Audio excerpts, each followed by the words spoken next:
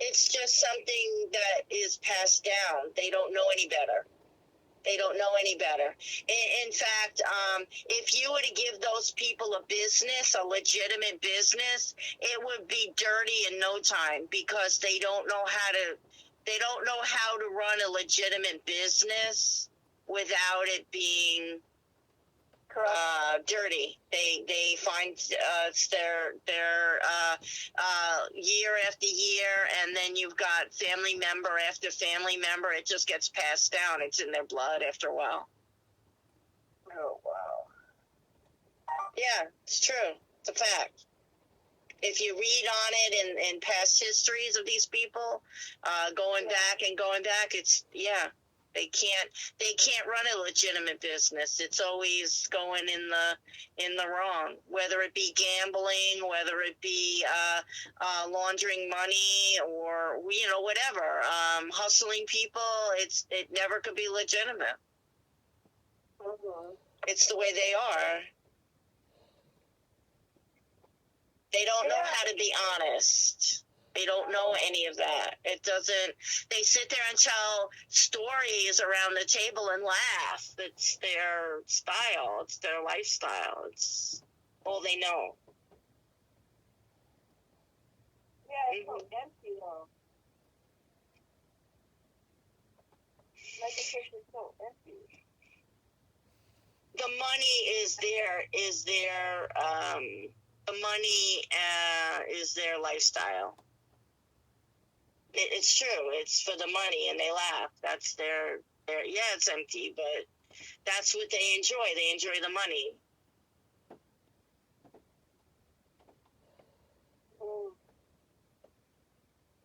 It's true.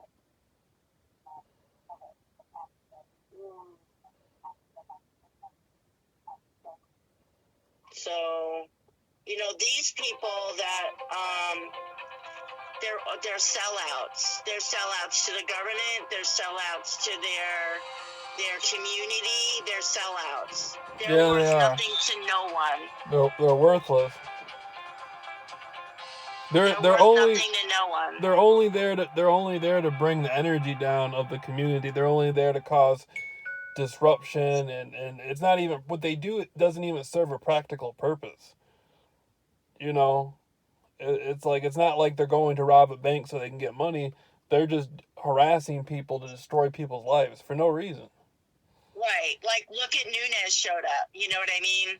Like, when I was looking through my pictures, there's Nunez was one of the people that was majorly gang stalking me right there in my parking lot.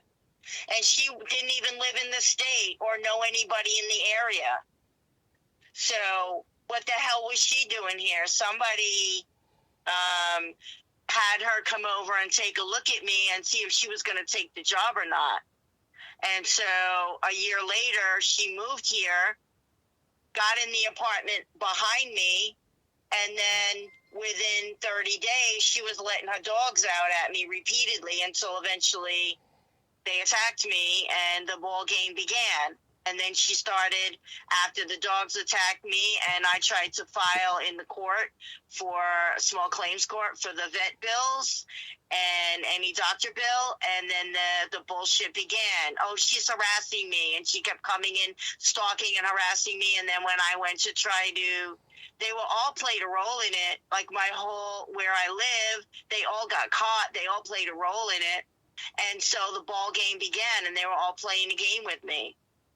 And that, and until there was ultimately what ended up surfacing was all false accusations and a false police report. And there's no way that they didn't conspire because of the way it was written up. There's no way. So, but there's more to this whole story, and I'm putting it all together now. And it will be presented to the mayor, which will oversee it all the way up to the DOJ, all the way down from one person to the next, until all of these complaints will be addressed. Because the guy that stole my car, he never got prosecuted for stealing my car. The guy that ice picked my tires, even though I visually, both of them positively identified them on a camera, okay? And the guy that ice picked my tires verbally and on texting, which I sent to the police officer admitting that he ice picked my tires, has not been arrested to this day. And so the guy that stole my car hasn't been charged. The guy that hit me in the back hasn't been charged. The guy that ice picked my tires hasn't been charged. And they're all positively identified. Miss Nunez, the police officer that filed the false police report, he hasn't had any charges on him. And he hasn't even had to correct the report. It's all false report from beginning to end. He can't deny it. That's what's going on. That's what's going on up here in Muskegon, in Muskegon, Michigan, is the people who are involved with this stuff. They can go around. They're informants and they're police informants, and they can go around and commit crimes, and nobody can arrest them. Nobody can put them under. They can commit felonies and not be arrested. Nobody can do anything to them. They're untouchable. And like it doesn't matter. It doesn't matter how many people know what they did. Nothing. It's like the fucking Twilight Zone. It's like if we were all standing on the corner and we saw somebody walk up to somebody and just blow their fucking head off, and everybody knows it happened, and then nothing gets done. The police knows it happened. The whole town knows it happened. It's all in the newspapers, but the guy never goes to jail for it. He's never arrested for it. It's just like the fucking Twilight Zone. Well, that's what's going on here. Yeah. Yeah, it's really all crazy. It is. What happened to Donna was framed, and the Donna was framed by the Ku Klux Klan in Lakeland County in Florida. I mean, the cops were working with the KKK and some Puerto Ricans and framed her. And they let the woman just lie and walk away. That's what happened to me. They let these people just lie for no reason and just walk away. Yeah, that's what they're doing. But with me, I have like a whole list of them. You know what I mean? I have a whole list of them. Why wasn't the police officer? What happened to the police officer that came and was feeling up my car after I filed a report on her, and there was no official complaint for her to even be on that property? That's straight up harassment. What was she doing in my vehicle? You know what I mean?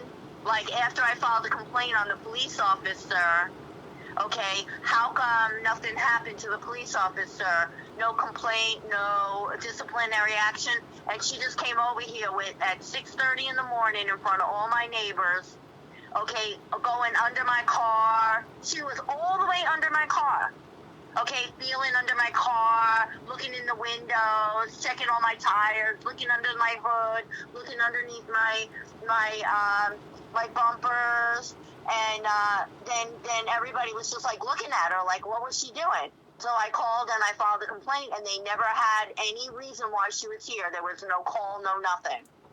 There was no excuse. What about the lady that tried to poison me, and I had it on record, and the police officer wouldn't even listen to it. The lady was talking about she was going to poison us when we got there. Listen to this. 4 people have been abducted right above Muskegon, Michigan. 4 people have been abducted, and the woman got abducted around the corner from me. You know what I think's happening? I think people are I think it's police officers or government agents or the private investigators pretending to be they're telling the people they're under arrest, and then they're abducting them. That's what that happens in New York with the mob. I was told by a lawyer, two lawyers. They both said the same thing to me. They said, whatever you do, don't get in the car with them.